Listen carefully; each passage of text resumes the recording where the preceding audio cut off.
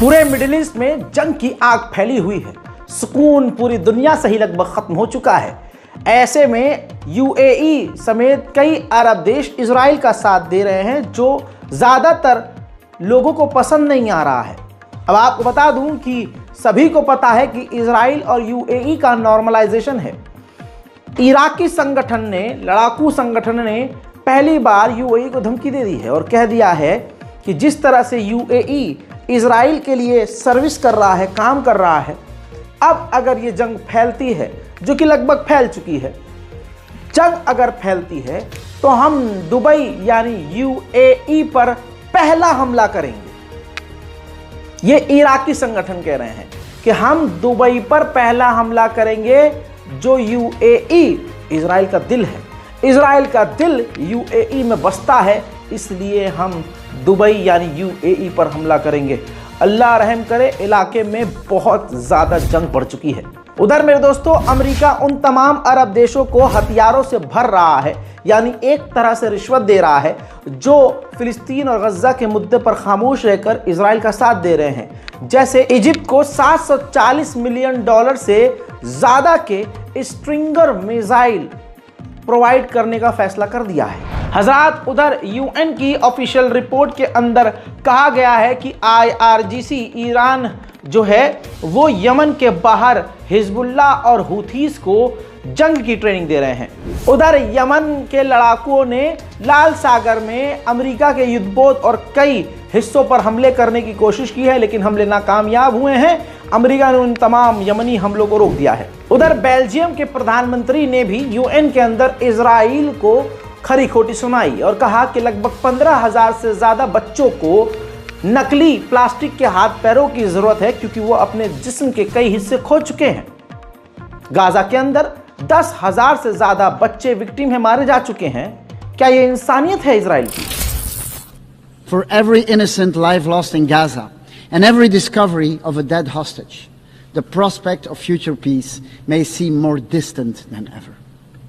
Today, Gaza lies in rubble. Over 15,000 people need prosthetics because of lost limbs.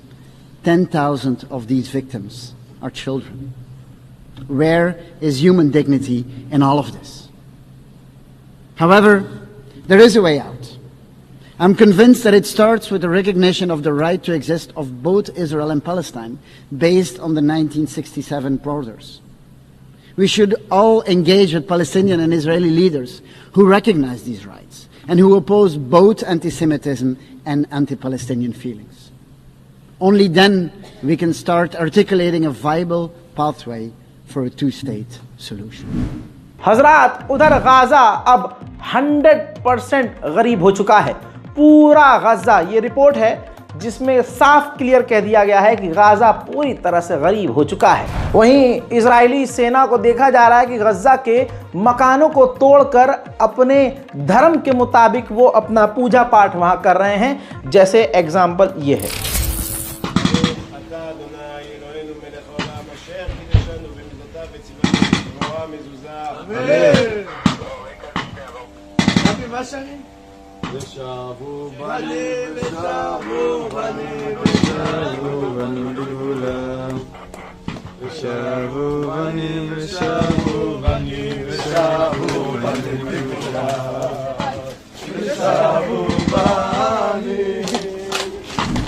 वहीं मेरे दोस्तों, Israel के जो लोग हैं, तस्वीरें आपके सामने हैं, जो यहूदी लोग हैं वो नेतन्याहू के खिलाफ आज भी प्रदर्शन कर रहे हैं। मांग इनकी है कि हमास से डील कर ली जाए।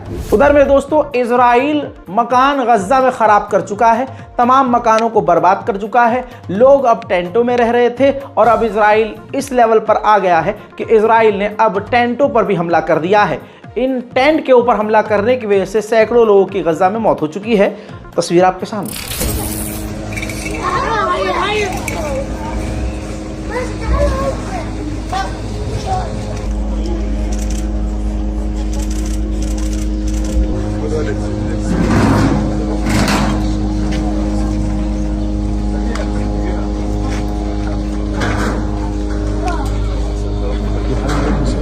बरतानिया के विदेश मंत्री ने स्पेशली उस इजरायली नेता से मुलाकात की है। ये तस्वीर देख लीजिए जिस इजरायली नेता ने कहा था कि गाजा के अंदर गज्जा के लोगों को भूख से मरने देना चाहिए।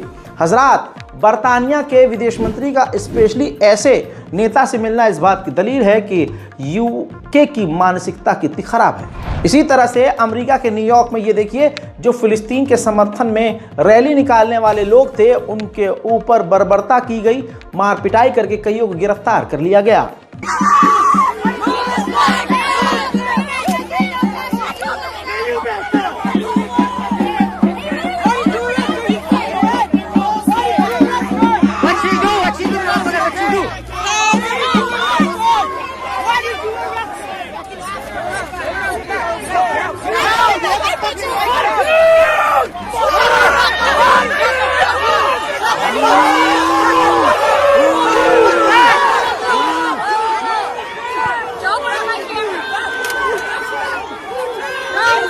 उधर हमास ने कहा है कि हमारा नुकसान तो बहुत हुआ है, लेकिन अब नई जनरेशन हमसे जुड़ रही है, हमास ज्वाइन कर रही है।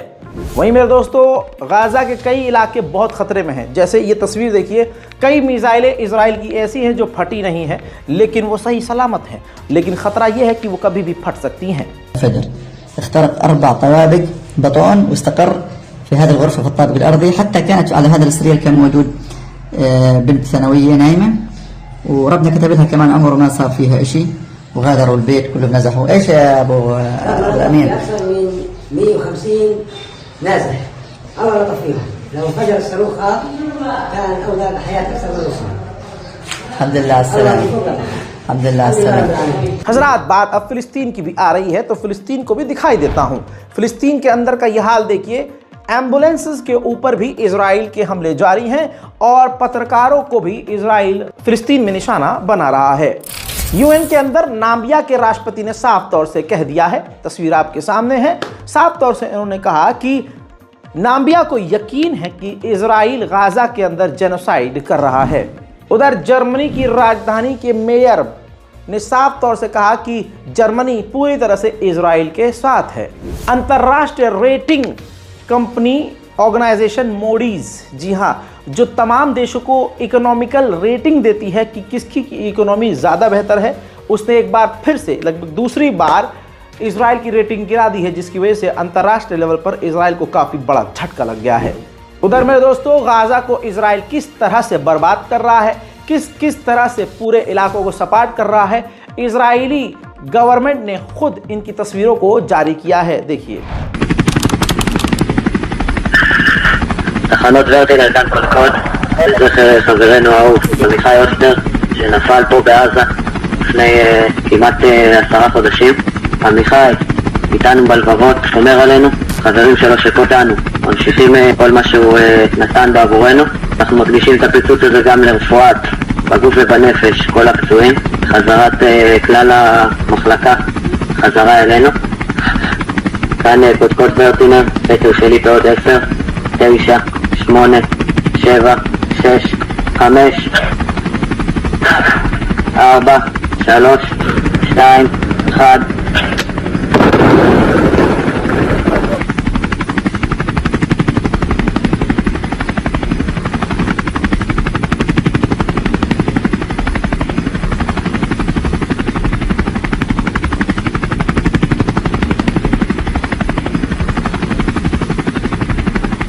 हजरात मोहतरम, वहीं यूएन के अंदर फिलिस्तीन के राष्ट्रपति महमूद अब्बास ने साफ साफ कहा कि इजराइल जेनोसाइड कर रहा है। हम फिलिस्तीनी हैं, हम फिलिस्तीन में रहेंगे, हम अपनी ज़मीन नहीं छोड़ेंगे। ऑक्यूपायर्स लोगों को, जो सेटलर्स हैं, उन्हीं को हमारे इलाके को छोड़ना होगा। यूएन के अंदर चाइना ने भी पूरी तरह से अमेरिका को ही निशाना बनाया। चाइना की विदेश मंत्री ने साफ तौर से कहा कि जिस तरह से मिडिल ईस्ट में जंग चल रही है, ये साफ दिखाता है अमेरिका का दोगला चेहरा। उधर सऊदी अरब के विदेश मंत्री को कुछ तो बोलना था, क्योंकि सऊदी अरब है मुसलमानों का मसीहा। तो विदेश मंत्री जो सऊदी अरब के हैं, उन्होंने कहा है कि हम अरब देशों के साथ और दूसरे देशों के साथ मिलकर एक अलायंस, एक ग्रुप बनाएंगे और फिलिस्तीन स्टेट की मांग करेंगे। ये तो वही वाली बात हो गई, 50 ग्रुप बने हुए हैं, एक ग्रुप और क्रिएट कर लो। वहीं इजराइल के एक पूर्व जनरल ने साफ कर दिया है कि अगर ये जंग 1 साल और चलती है तो इजराइल पूरी तरह से कोलैप्स हो जाएगा। AIPAC एक संगठन है यहूदियों का जो कि खूब पैसा खर्चा करता है इजराइल की गवर्नमेंट पर और सेटलमेंट करने के लिए। अमेरिका में इसके दफ्तर पर फिलिस्तीनी समर्थक घुसकर प्रदर्शन करने लगे।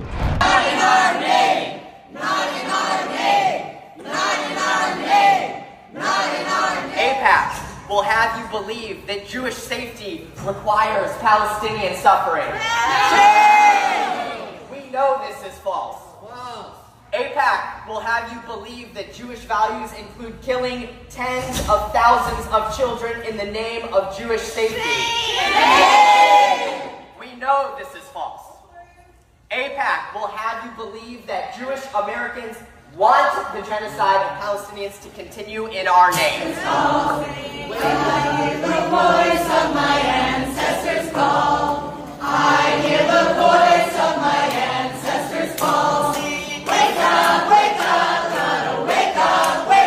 गजा के लोगों का कहना यह है कि हमारे कई इलाकों में जगह जगह पर इजराइल के जासूसी डिवाइस मिल रहे हैं।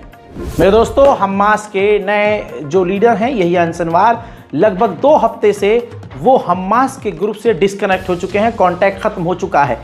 दोनों के बीच, ग्रुप के बीच और लीडर के बीच बात नहीं हो पा रही है, लेकिन फिर भी इजराइल को यकीन है अभी भी कि यहिया सिनवार जिंदा है। वहीं अमेरिका ने रशिया पर इल्जाम लगाते हुए कहा कि रशिया हूथीज यमन के संगठन से बात कर रहा है उनको मिसाइलें देने के लिए। फ्रांस के राष्ट्रपति ने सही स्टैंड लिया। इमैनुअल मैक्रोन ने अमेरिका से कहा कि इजराइल पर प्रेशर बनाओ कि जल्दी से जल्दी लेबनान के साथ सीज फायर हो। लेबनान दूसरा गाजा नहीं बनना चाहिए। उधर UNRWA ने गजा का अपडेट देते हुए कहा है कि लगभग 6 लाख से ज्यादा बच्चे ट्रॉमेटाइज हैं, भूखे हैं, दिमागी तौर से डिस्टर्ब हैं। हजरात, इजरायली ऑफिशियल्स का कहना है कि हमास के साथ जो बातचीत डील की हो रही थी वो खत्म हो चुकी है। यही बात मैंने आपको लगभग 3 महीने से बताई है कि ये जो भी डील की बातें चल रही है सब नौटंकी है, ताकि इजराइल को ज़्यादा से ज़्यादा गजा में नरसंहार करने का मौका मिले। मेरे दोस्तों, डोनाल्ड ट्रंप ने ईरान को लेकर जहर उगला है। डोनाल्ड ट्रंप का कहना यह है कि अगर अमेरिका के इलेक्शन में ईरान टांग अड़ाता है तो ईरान को टुकड़े टुकड़े करके मिटा देना चाहिए। वहीं अमेरिका ने ईरान और हिजबुल्लाह पर पाबंदियों को बढ़ा दिया है। इलाके में जो जंग फैल रही है और ईरान के खिलाफ प्रोपेगेंडा चल रहा है, चाइना ने साफ कहा कि हम हर तरह से ईरान के साथ हैं। वहीं ईरान के डिफेंस मिनिस्टर ने मांग की है कि तमाम मुस्लिम देश इजराइल के साथ अपने रिश्ते खत्म कर लें। अगर ऐसा करते हैं तो इजराइल खुद ही गजा और फिलिस्तीन पर हमले बंद कर देगा। कहने का सीधा मतलब यह है कि मिडिल ईस्ट पूरी तरह से सुलग रहा है। मेरे दोस्तों, इस रिपोर्ट को शेयर कीजिए, हमारे चैनल रज़ाग्राफी को सब्सक्राइब जरूर कीजिए ताकि आपको तमाम अपडेट्स मिलते रहें। इस बारकोड का इस्तेमाल करके गाजा और फिलिस्तीन की मदद के लिए आप आगे आ सकते हैं, वरना पूरी दुनिया के मुसलमानों के लिए दुआ जरूर कीजिए। मैं हूं रज़ा और आप देख रहे हैं रज़ाग्राफी अनस्क्रिप्टेड। जय हिंद।